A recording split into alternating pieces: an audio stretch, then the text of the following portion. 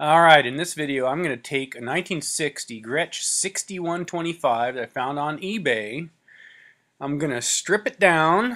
I'm going to add a relic Bigsby that I found with some, I'm going to add a pickup in the bridge position. Here we go. And then I'll put the pots and relic knobs on it. And so this is what it's going to look like when I'm done. And I am going to talk about it on how I did it. So the first thing I did when I got the baby was to strip off the strings and the crooked tailpiece. Gretsch has a nasty problem with some of their guitars where the tail end of the guitar is not perpendicular with the neck, and so the bridge is a little off-centered. Here's a shot of the mud switch, the original mud switch. Looks pretty muddy, doesn't it? Kind of old. The volume pot was scratchy and it's no good, so I'll be putting a new one in there, and then I'll reuse the jack. I'll be cleaning up the wiring quite a bit. There is the single coil pickup that was in the neck position, which I'm going to keep. I will keep it a single coil pickup.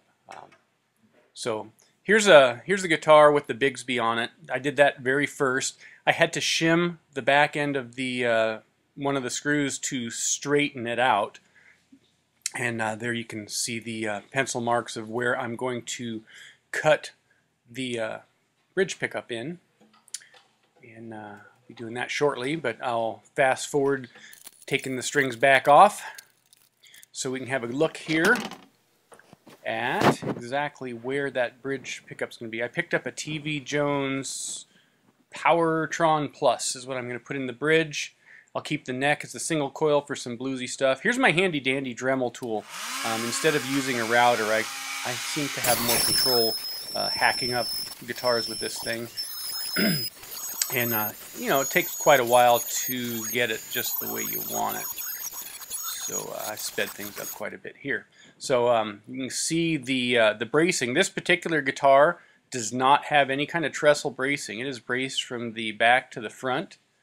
And I have looked at possibly putting some sound posts in there, and as of I want to talk about that. Notice there's no model number on the sticker. It just has the serial number. The serial number comes to 1960. Anyways, here's the Powertron Plus. I did have to grind the ears off when I ordered it. I ordered it with ears, but it's no big deal to grind those babies off. I didn't want to cut out too much of the guitar. So here we go with the rest of the bracing. I had to notch it down just a touch so the pickup wouldn't be too high. And it'll sit in there nicely, as you'll see in a second. What I'm doing here is looking at what it would take to put some sound posts underneath the bridge. And when this guitar was finished, I did not do them, but I have since experimented by wedging some hardwood rectangular doweling between the bracing and the back of the guitar. So the jury's still out on whether I like that or not. They can go in any number of places because they are just friction fit in there. So here's a picture of the guitar, and what I plan to do, since this single coil, if you look at the back of it, it can only really fit in the guitar one way, but I kind of wanted to push the pole pieces closer to the neck of the guitar so I can get more of a bluesy kind of a almost stratish thing. So you can see where I've marked it out, where I have to cut that out as well to turn it around. And I've experimented because I can flip it one way or the other, and it'll go in the guitar either way. So there it is with the pole positions towards the neck. And one thing I did notice, the bridge pickup is really shiny for this guitar, and I did my best to relic it by putting it in a tub of muriatic acid. There it is. But what I did is I floated, actually on the pickup, I cut a hole in the lid and just stuck it in there so that the vapors would get on it. And I'll show you the difference what it looks like with a spring. This is the shiny spring, way too shiny. And I put it on a little boat in the muriatic acid, covered it up for a day or two, and voila, when you pull it out, you'll see how it's kind of got that aged look to it. So you can relic quite a bit of stuff this way. Most of the other items were already relicked when I got them, but that spring was too shiny, and that's what you can do to dull things up a little bit. When you get a TV Jones pickup, you also get a wiring diagram. I might have got this one online. They're everywhere. So this is a standard, like a 6120 Bigsby setup. And here's, after I put it all together, my wiring diagram. And the last thing I'm lacking is holes on the guitar. And what I did is I just took a picture and drew a bunch of reference lines to try to get the holes as close as possible to a 6120. Alright, so now we'll drill holes in quick order, and here's a shot of what it looks like, where the that'll be the neck volume control. There's the three-way switch, and the other hole in the back was for the treble. One thing I wanted to do before I put it together was to clean up this gunk that's all over this guitar.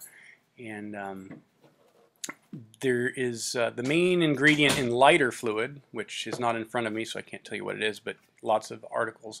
That main ingredient was in this adhesive wax remover can that I had, and I tried to look at it. You can't see what it is, but it's like lighter fluid, and it's for a nitro finish guitar.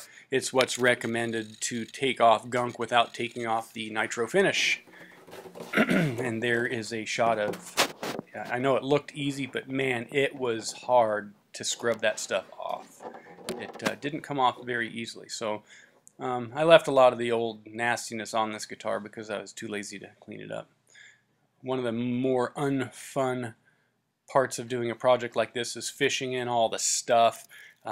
Thankfully, the guitar is already kind of beat up and scratched up, so I was able to drag my components across the front of it with no worries. If anything else, it kind of made the guitar cooler. I can't say that I actually really scratched it up because it had so many cracks and chips in it to start with, so I kind of like it that way.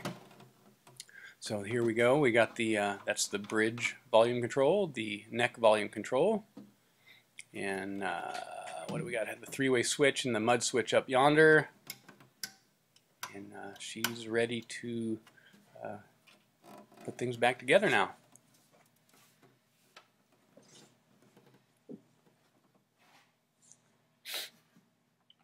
So here is a picture, a shot of it with the relic Bigsby on. The knobs are all on. The last thing to do is to put in the strap knob in the back before stringing this thing up.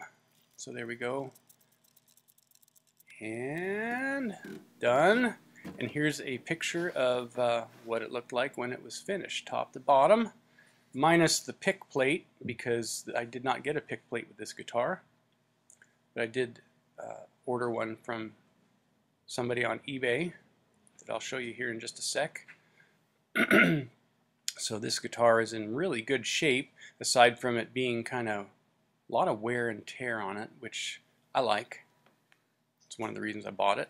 That Bigsby, believe it or not, is brand new, but I purchased it relic so that it would match the guitar. And here is how it looks today with the pick guard. And that space control bridge I have swapped out for a couple different things. It's real easy to do. Kind of a cheap way to experiment with tone. So love the way the headstock is just kind of beat up. So there's really no worries in having this thing on the workbench. And that authentic hand wear was pretty cool. Some rash on the back, no big deal. And the neck is really solidly attached to this guitar.